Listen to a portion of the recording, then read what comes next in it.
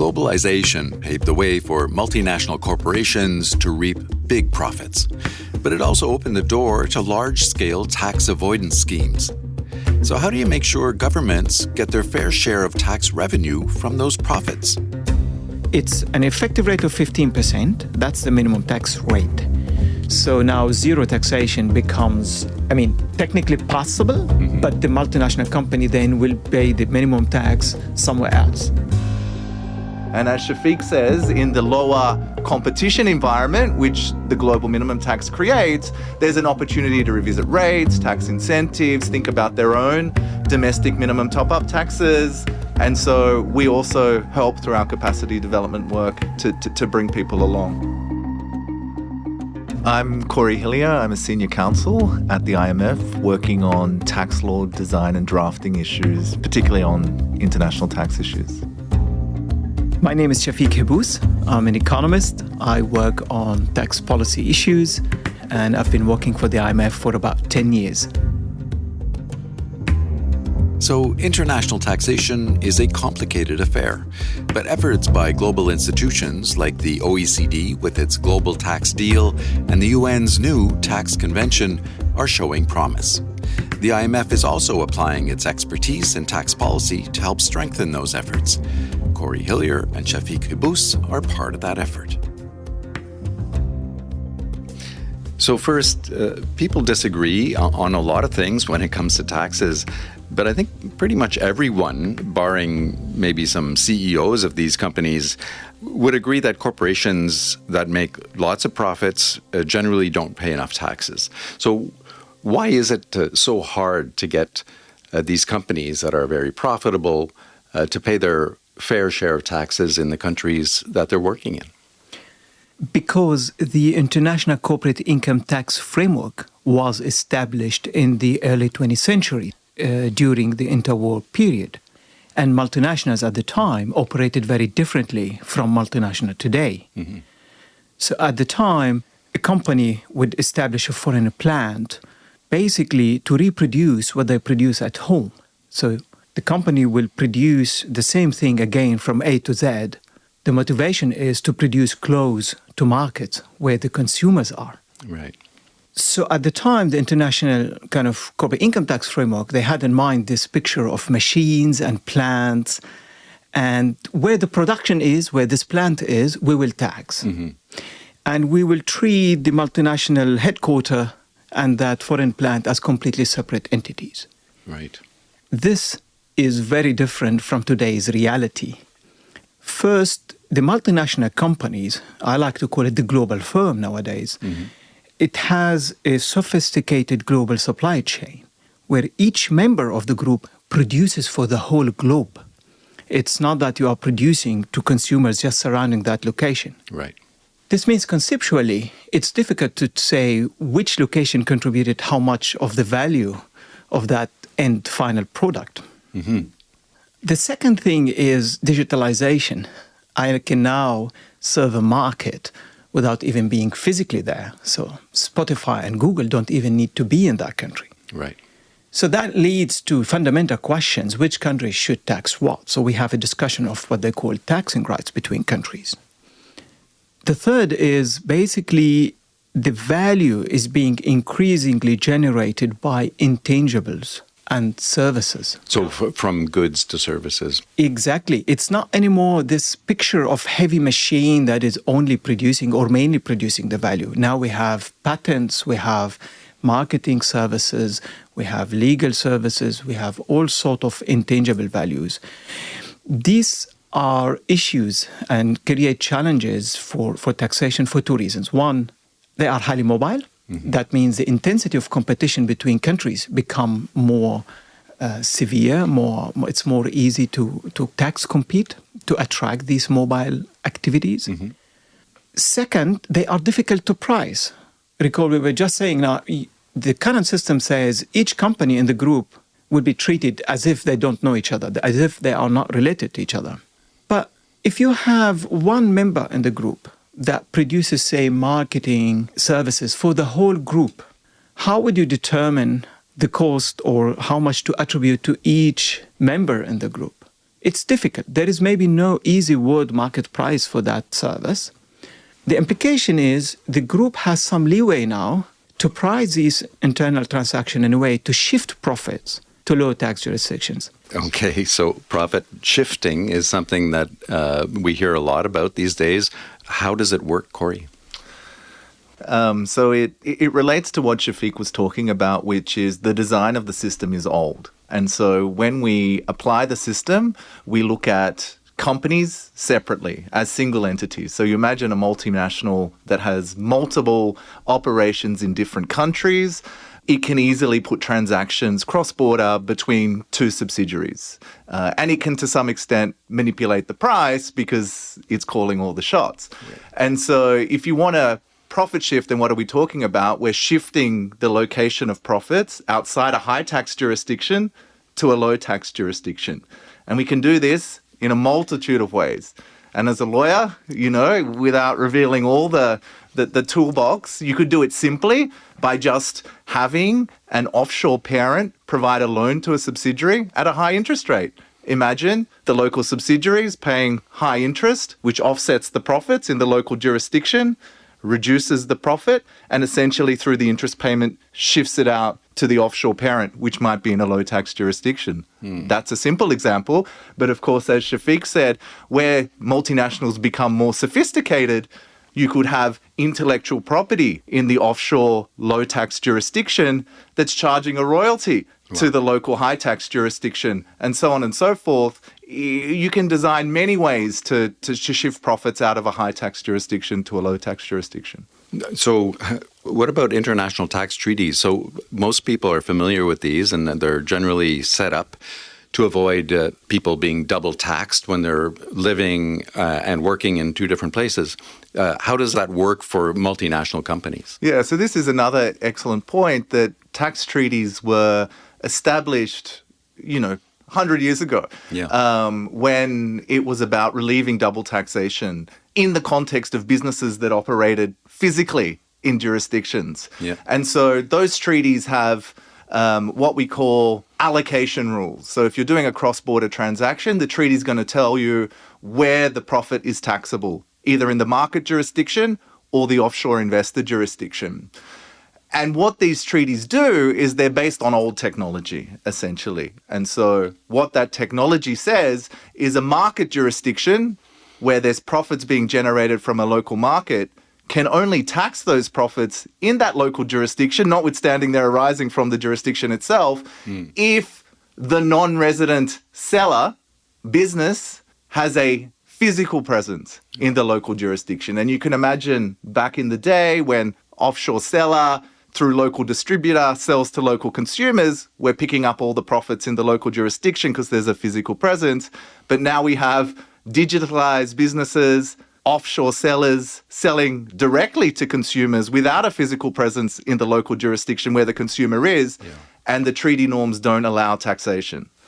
All right. So there's been this international effort to try and sort out this taxation problem, and what has come out of it, I think, within the past few years is this system that we call BEPS, B-E-P-S, which is the base erosion profit shifting tax avoidance rule system. Well, first of all, maybe give us a 101 on how that works and how effective that has been. If you think about profit shifting and tax competition being the core concerns, where we have large residual profits being shifted into low tax jurisdictions and not being taxed at all, this is the fundamental issue. So BEPS, base erosion profit shifting, comes along with wave one. And wave one was really about the most egregious forms of tax avoidance. And it tried to somehow constrain those through law reform. Now, the system fundamentally stayed intact. So you could imagine the system that's already flawed, we've tinkered with it a little bit, but flaws remain. And so what we found was multinationals were still, through the current system, even though slightly tightened, able to shift profits to low tax jurisdictions. So BEPS wave 2 happens. And so we have things like global minimum taxes, discussion about more fundamental reform, about the way profits, taxing rights are allocated between jurisdictions. So I would say it's been somewhat effective, but we're in a period now where there's an implementation of a global minimum tax, which we think will have positive effect. But we're also in a moment in time where an aspect of the deal, which is the more fundamental reform, is uncertain in the sense that it's not clear whether the package is going to be agreed upon multilaterally by the group of countries that are negotiating that aspect of the deal. Okay, so Shafik, there is BEPS and there is this new system, or at least you and Cory have been involved in publishing this paper about a system called the Global Anti-Base Erosion Tax Rule System. Maybe explain to us what this GLOBE system is. And I assume that this is being, or you're trying to introduce this as a means to address some of the shortcomings of the BEPS system. So maybe how does it do that? And also how it might help increase global corporate income tax revenues. Yeah, of course, the word of global corporate income tax is full of lovely acronyms and yes, this is a good fancy one. words. So you've is probably noticed that GLOBE is one of them, BEPS is another. As Cory said, so basically the BEPS kind of package that was adapted in 2015 consists of 15 actions, they are called, between, a range of minimum standards and best practices. All these actions are basically having kind of one purpose, and that is to make it more difficult to shift profits from one jurisdiction to the other. Right. But as Cory said, they maintain the system. It's still this old system. Companies within the multinational group ultimately are treated as if they are not related. But let's make it more difficult for them to transact in a way that is only meant to shift profits. A specific example would be you put a limit on the interest deduction by one affiliate. So that's going to the example that was given by Cory. So you can deduct your interest up to a specific cap, for example. Now that, even those rules, even if they were to function fully as we would like them to function, they do not address the issue of tax competition between countries. Right. A country can still lower its rate to attract whether profits or actually real investment. And in 2021, there was this agreement on a two-pillar kind of solution to address fundamental issues in this debate. Pillar 2 envisages basically a minimum tax, and that is the GLOBE rule, is basically a minimum tax. But, I mean, what about the profit shifting issue? Yep. I mean, if they can profit shift, they can also avoid this minimum tax, no? Yeah. So the minimum tax works as follows. It's an effective rate of 15%. That's the minimum tax rate. So for each multinational, I will look at each affiliated company in each country and look at their profit.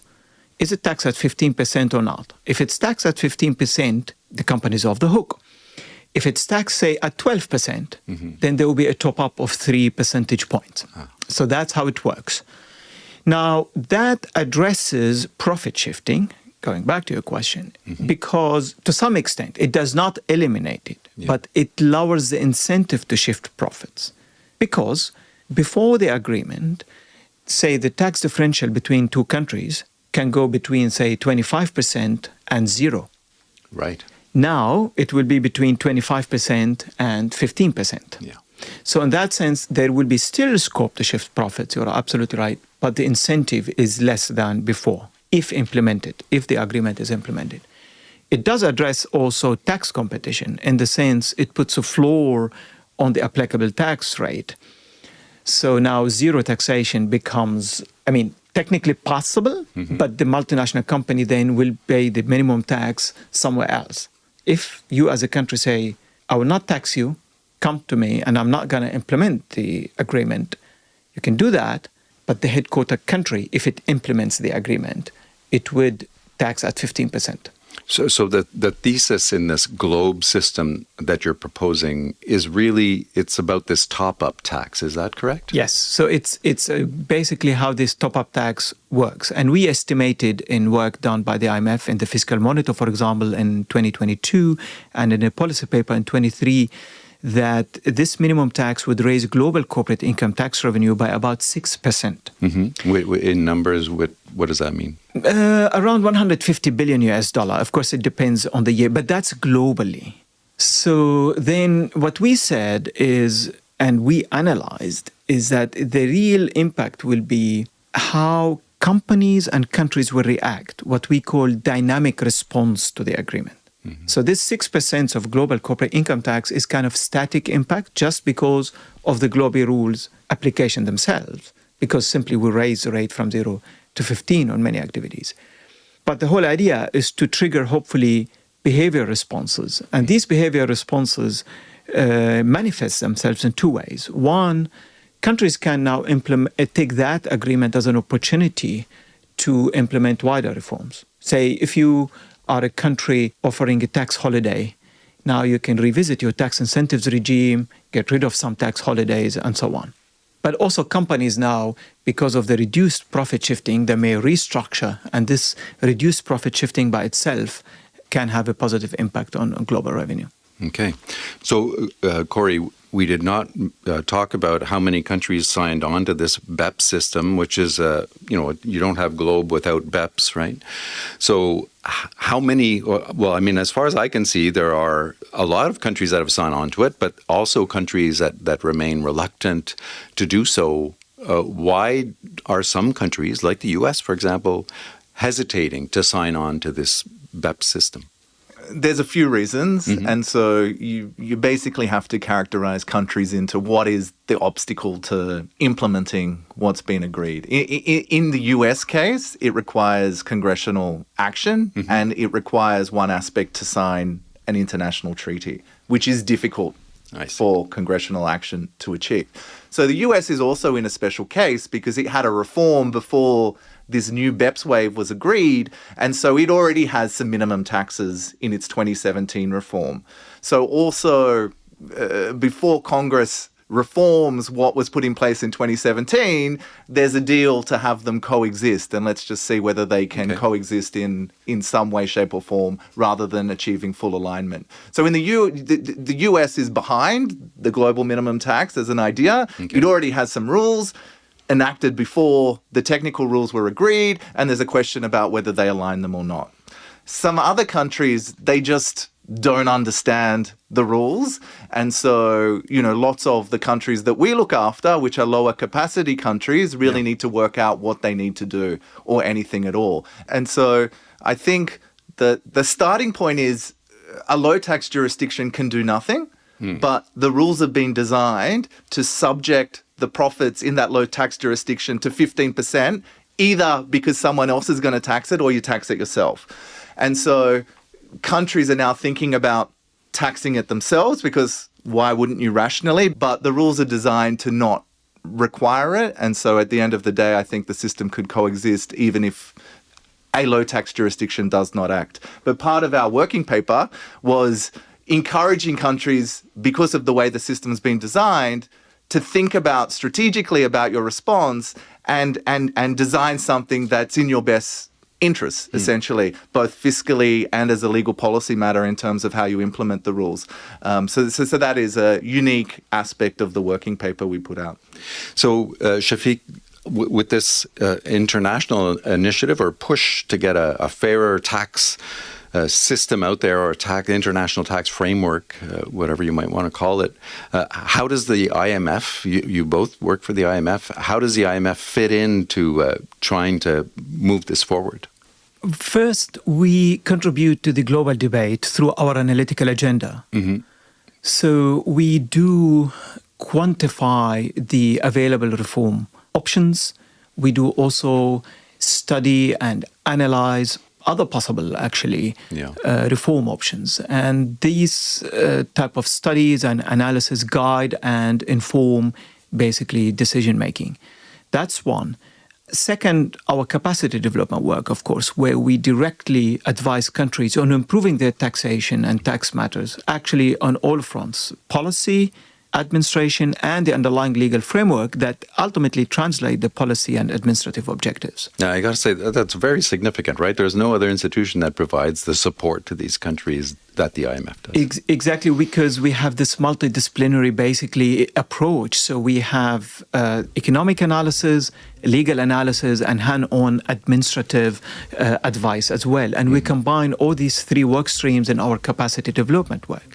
And moreover, we look at these issues kind of through a wider lens, so to say. So basically, it's not only about implementing a specific package of international reform, but it's about, okay, what are the issues in this country?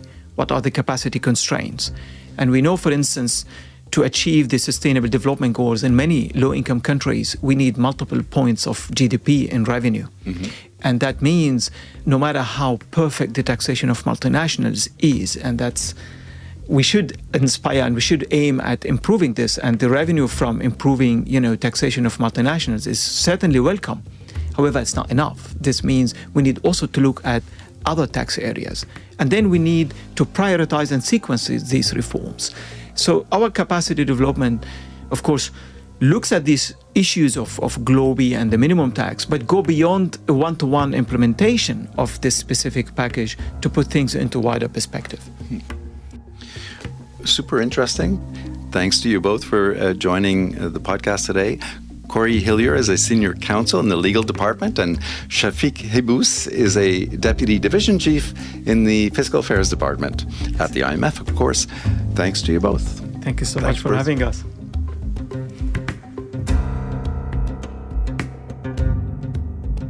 Look for Shafik and Cory's latest research paper on a minimum corporate tax and the global anti-base erosion rules at imf.org. And look for more IMF podcasts wherever you listen. You can also follow us on X. Our handle is @IMF_podcast. I'm Bruce Edwards. Thanks for listening.